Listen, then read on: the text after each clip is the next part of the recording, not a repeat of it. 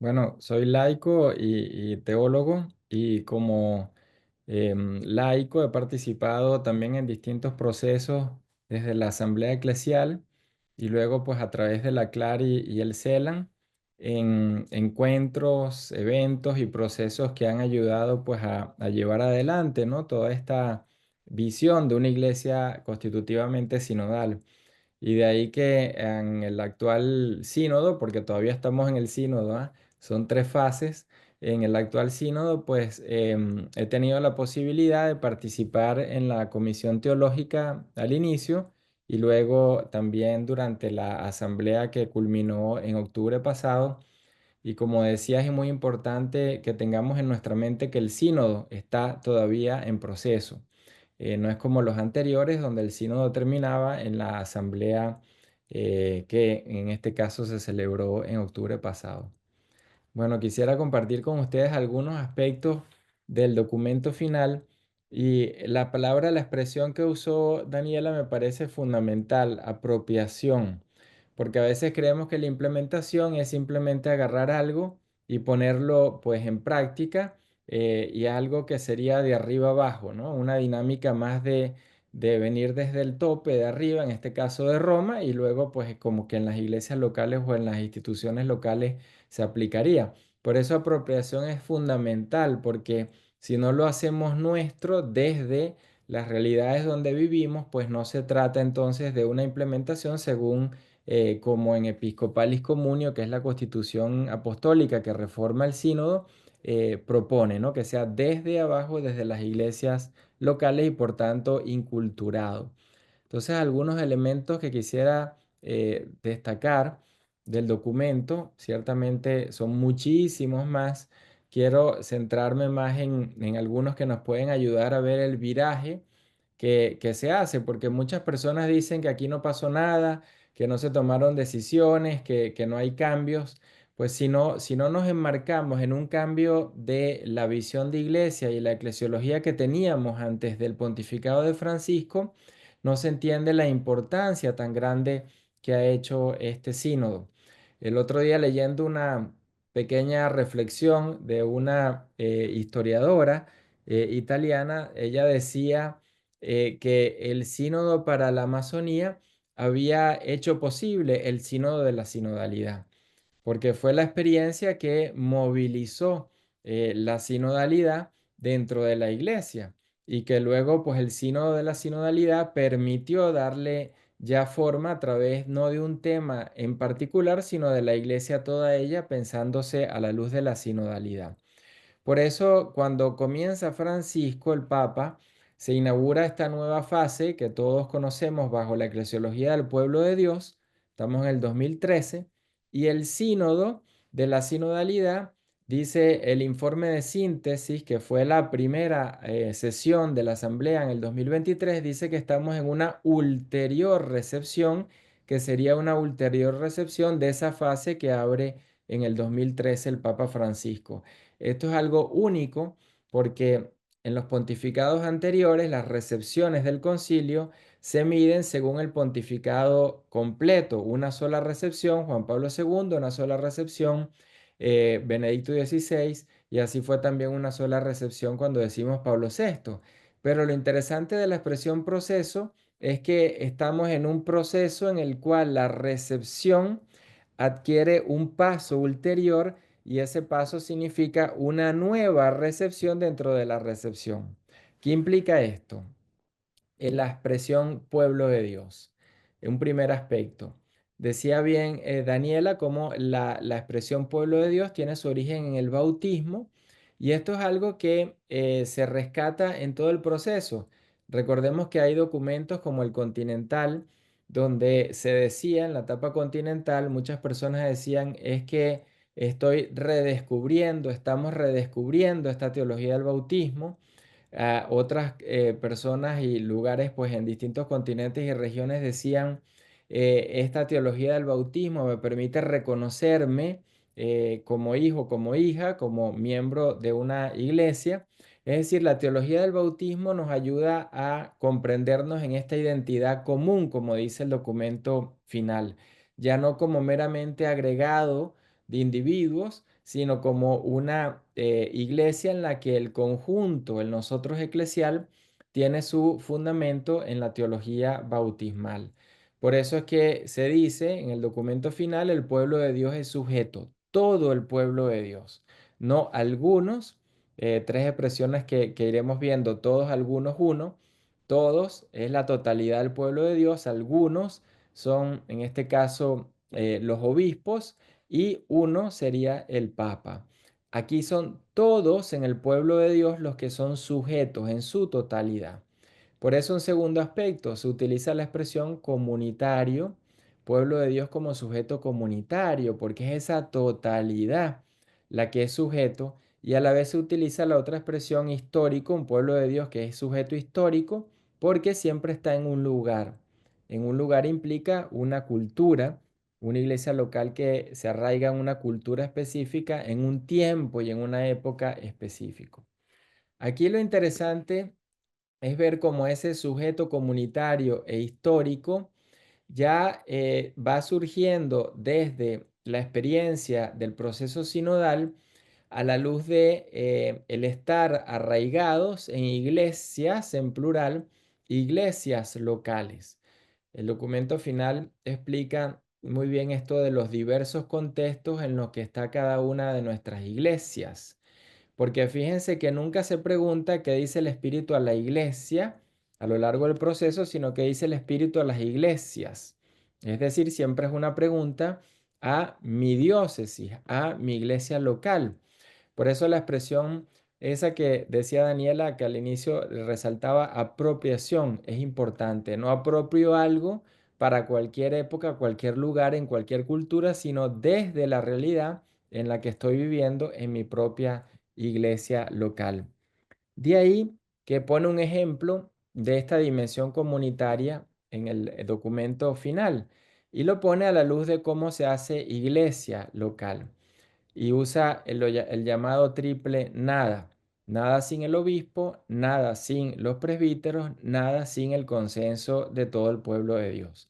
Porque una iglesia no se construye solo con la voz de la autoridad jerárquica, el obispo, tampoco se construye solo con algunos, en este caso sería el presbiterio, sino con todos. Otra vez fíjense, uno, algunos y todos. En este caso, uno, el obispo, algunos, el presbiterio, todos el pueblo de Dios que busca un consenso.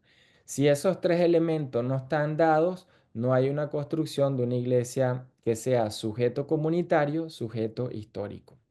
Y en este sujeto comunitario histórico se necesitan las muchas capacidades, experiencias, formaciones, carismas, ministerios. Por eso nuevamente es comunitario, porque si yo solo necesito algunos ministerios, algunos carismas, algunos que tengan una formación, un conocimiento dado, no estoy construyendo esa totalidad, esa comunitariedad del nosotros eclesial. Un tercer aspecto, si estamos haciendo iglesia, pueblo de Dios, ¿cuál es esa dinámica que hoy se redescubre que permite hacer eso y que se ha vivido a lo largo del proceso sinodal? El sensus fidei o el sentido de la fe. Y fíjense que el documento final dice que todo el proceso está marcado por este sentido de la fe. Desde el inicio, lo que llamamos la consultación, la primera en las diócesis, la segunda a nivel continental, esta, digamos, encuentro tercero en la asamblea en Roma, todo está marcado por el sentido de la fe. Todo implica la puesta en práctica de esa capacidad que todos tenemos como personas en la iglesia de percibir, de entrar en contacto, de sentir, sentido de la fe, de todo lo que corresponde a la fe, a la misión de la iglesia. Y esto es como capacidad, se pone en práctica, llamado el instinto, ¿no?, de la fe, se pone en práctica cuando comenzamos a interactuar a través de la escucha, discernimiento, elaborar juntos decisiones, construir consensos. Es la práctica del sensus fidei. Esto es algo novedoso, ¿por qué? Porque en la iglesia solo se ha usado dos veces el sensus fidei con relación a los dogmas marianos. el dogma de la Inmaculada y el dogma de la Asunción. Pero no se hizo a partir de consultas y discernimientos, sino que cada uno de los papas en sus respectivas épocas simplemente reconocieron lo que la gente ya creía y lo que en la fe de la gente ya existía. Esta creencia, esto que luego se reconoce como dogma de la Inmaculada y la Asunción. Fíjense que aquí el camino es distinto. A través de la escucha, del discernimiento, de la interacción en conjunto, se va llegando a descubrir lo que el Espíritu pide a las iglesias y por tanto luego se asume dentro de una decisión que llega a ser un consenso. De esta participación entonces se va logrando que todos los bautizados, como dice el documento final citando Lumen Gentium 12, que es la Constitución dogmática sobre la Iglesia, en el número 12 es donde se habla del sentido de la fe de todos los fieles y dice cómo esa totalidad cuando no puede equivocarse cuando cree como totalidad, no como individuos, como totalidad, cuando se logra llegar a ese nosotros eclesial. Mientras no construimos el nosotros eclesial, pues ciertamente que me puedo equivocar como individuo.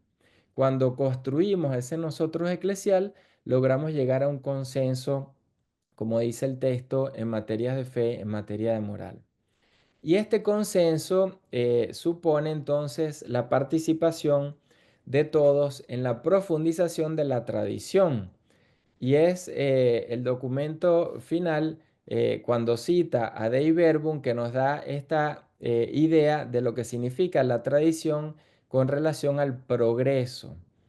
Muchas personas dicen, no, la tradición es algo fijo y que no tiene una evolución.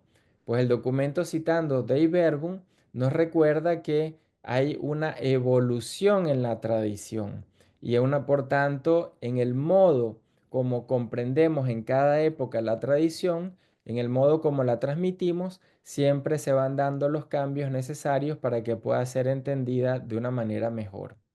Dice el documento, por ello es importante discernir como pueblo de Dios los acontecimientos, las exigencias, los deseos, es decir, los signos de los tiempos. Si yo tengo un concepto que se elaboró en el segundo milenio, pero han cambiado los signos de los tiempos, la época, el lenguaje, y no hago una lectura actual de eso a partir del sentido de la fe de todos los fieles, me estoy quedando en una iglesia que ya no conecta con las personas de nuestra época. Un aspecto adicional, un cuarto aspecto. De este sujeto comunitario histórico, el pueblo de Dios, podemos decir que hoy en día se da un ulterior paso, una profundización de esta noción pueblo de Dios y eso es lo que es la sinodalidad. La sinodalidad no es otra cosa que la eclesiología del pueblo de Dios profundizada y madurada como dimensión constitutiva de la iglesia. Podríamos decir, la sinodalidad es una dimensión constitutiva y no decir que pertenece a la eclesiología del pueblo de Dios y quedaría simplemente como una especie de método de práctica. Pero cuando decimos que es constitutiva del pueblo de Dios, significa que es el modo de ser pueblo de Dios. Y el modo de hacer pueblo de Dios me cambia entonces el sentido.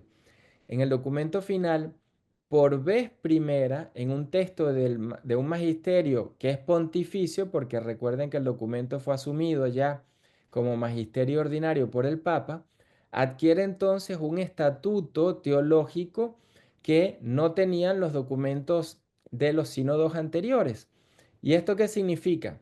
Que cuando la asamblea en su totalidad, nuevamente sensu fide, en su totalidad, asume el significado, esta dimensión de la sinodalidad como constitutiva de la iglesia, ya no me está diciendo una definición entre otras posibles.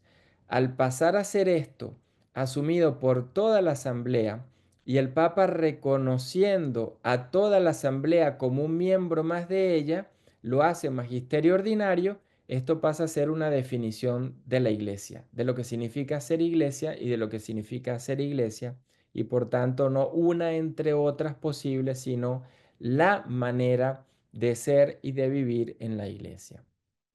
Es interesante cómo el documento final dice que esto ha ido madurando. Al inicio había ciertamente personas y grupos que no querían que la sinodalidad fuese definida como una dimensión constitutiva. Pero en el modo en que se fue generando el proceso de discernimiento, de interacción, se fue madurando lo que dice el documento, una convergencia sobre el significado. Y esta convergencia tiene esas características que dice ahí el documento. Caminar juntos de los cristianos con Cristo hacia el reino, en unión con toda la humanidad, no es caminar solo y al interior de la iglesia, sino en unión con toda la humanidad. Está siempre ese caminar orientado a la misión y aquí viene la definición de los elementos concretos que hacen la sinodalidad de manera constitutiva en cualquier forma eclesial. Dice reunirse en asamblea, escucha recíproca, diálogo, discernimiento comunitario y llegar a un consenso para tomar decisiones. Estos son los elementos o las dinámicas que hacen a una iglesia sinodal. Si no me reúno para hacer estas dinámicas y vivir en esta interacción con la finalidad de tomar una decisión, podemos hablar de cualquier otra cosa, pero no es una iglesia sinodal. Es decir, podemos estar en un consejo pastoral, parroquial en nuestras comunidades, pero en ese consejo a lo mejor pastoral no hay estas dinámicas, es decir, escucha recíproca, diálogo, discernimiento para tomar una decisión. Nos quedamos en el saludo cordial, en el compartir, en el que nos conocemos mejor, pero ese consejo pastoral no está funcionando de manera sinodal, es decir, no representa a una iglesia constitutivamente sinodal. Cuando en ese consejo pastoral, que sería el equivalente a la asamblea, se generan estas dinámicas, escucha, diálogo, discernimiento, para buscar un consenso y tomar una decisión, entonces ese consejo pasa a ser entendido y vivido como un consejo que representa a esa iglesia constitutivamente sinodal. Por eso el documento habla de un estilo que califica a toda la vida de misión de la iglesia, habla que ese estilo designa la realización de eventos puntuales, sinodales, por ejemplo, eso, la asamblea. En una parroquia yo tengo asambleas, puedo hacer una asamblea parroquial. En una diócesis puedo hacer una asamblea diocesana. Asamblea implica, como decía anteriormente, que convoco a esa totalidad de los fieles para escucharnos, discernir, pero con esa finalidad tomar decisiones pastorales entre todas las personas que participan en la vida eclesial, sea local, sea regional, en cualquier ámbito. Pero es importante, como dice el 87 del documento final, que estas dinámicas impliquen la convocatoria de toda la comunidad, no los que yo quiero y con los que me llevo bien, y que esa comunidad convocada tenga la libertad para poder expresarse y a la vez implique una diversidad. Porque si yo convoco a los que son como yo, los que piensan como yo, y luego no dejo hablar con libertad, pues ciertamente terminamos en un círculo vicioso. Salimos igual que como entramos. Por eso se necesita la convocatoria de toda la comunidad con la libertad de poder hablar y en la diversidad de los miembros que van a participar. Luego, un quinto elemento. Esto supone una conversión, como dice el documento, en esta expresión muy novedosa, conversión relacional. Hemos escuchado muchas veces conversión personal, conversión estructural, conversión espiritual, muchas formas de decir cómo es la conversión. En el documento y en el proceso sinodal se nos da este concepto que es mucho más concreto, conversión relacional. Porque mis modos relacionales, ¿dónde los vivo? Los vivo siempre en una estructura, en una institución, nunca los vivo en un cuarto encerrado. Y los vivo siempre con relación a personas, porque son relaciones, conversión relacional. No me convierto a mí mismo hacia adentro de mí mismo y solo para mí mismo. La misma expresión conversión tiene que ver con el otro y la otra, es decir, con relaciones. Por eso es un concepto fundamental que une la conversión personal, espiritual, estructural, es decir, integral. Y esta conversión relacional es propio de una iglesia sinodal. ¿Por qué? Porque para poder escucharnos implica una relación, para poder discernir implica una relación. Y si yo no construyo primero esa relación, difícilmente nos podemos escuchar o discernir o estar juntos en esa misma mesa o en esa misma comunidad.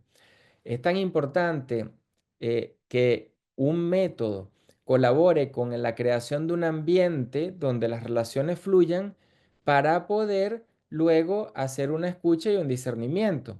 Pero si yo voy directo a la escucha y el discernimiento y no hay un ambiente donde las relaciones se sientan en una confianza para poder hablar, para poder expresarse, va a ser mucho más difícil que se generen esas dinámicas con la finalidad de tomar una decisión. Por eso la conversión relacional es fundamental.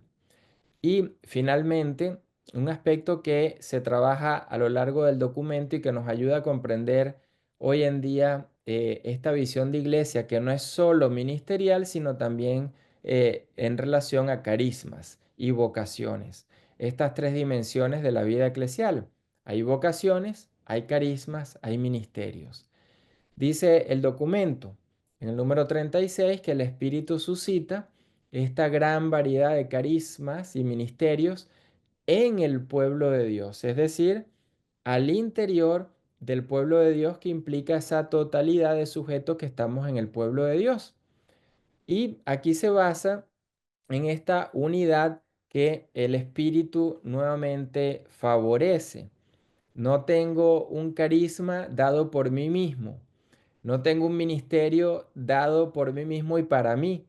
Siempre el espíritu que me sitúa al servicio de una comunidad y por tanto otra vez la conversión relacional es fundamental. Y en esta relación entre vocaciones, carismas y ministerios, se nos habla de cómo vivimos entrelazados en una comunidad a través de vocaciones, carismas y ministerios. ¿Qué significa este entrelazamiento? Que cada una de estas maneras de vivir en la iglesia, a través de vocaciones, carismas y ministerios, se vive con relación a las otras. No vivo un ministerio aislado de carismas y de vocaciones. No vivo una vocación aislado de ministerios y carismas. ¿Qué pasa en una comunidad parroquial o en cualquier comunidad eclesial? Que no tengo solo ministerios, no tengo solo carisma, no tengo solo vocaciones, tengo esa diversidad que necesitan entrelazarse. Sin embargo, en muchas parroquias a donde vamos, encontramos que solo hay ministerios, por ejemplo. Entonces está el ministro ordenado, hay ministerios extraordinarios, hay ministerios instituidos, etcétera, todos ministerios. Pero los carismas, que son esos dones que el Espíritu da y que no se hacen ministerios necesariamente, no los tomamos en cuenta.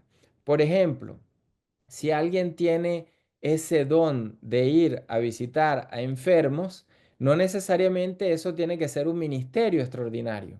Eso puede implicar también un don que se pone al servicio de la comunidad con esa persona que tiene un carisma específico, que luego ese carisma puede pasar a ser ministerio, que es distinto.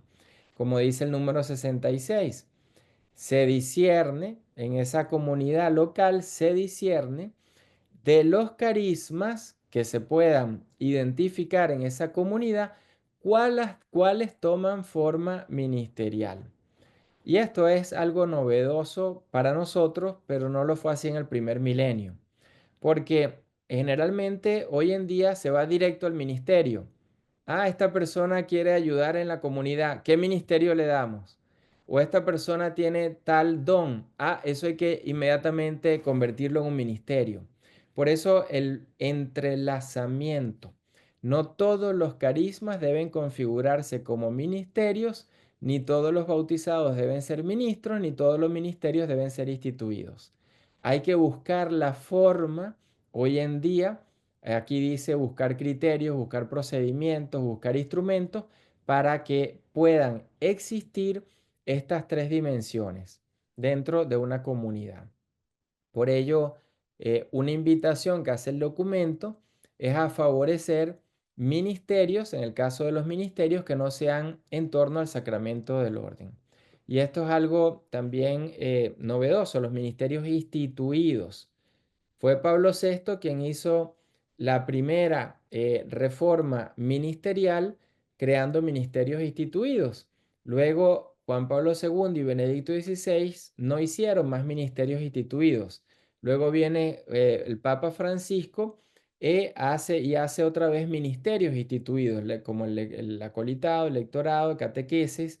Son ministerios que se instituyen y se instituyen implica que un obispo a través de un rito, precisando un tiempo específico, hace que una persona determinada con esa habilidad ministerial pueda prestar ese servicio a la diócesis. Luego, es situada, es ubicada en una comunidad específica. Entonces, fíjense cómo me cambia porque así como el ministro ordenado está en función de la iglesia local, el ministerio instituido también está en función de la iglesia local, a través de un rito y a través de un mandato.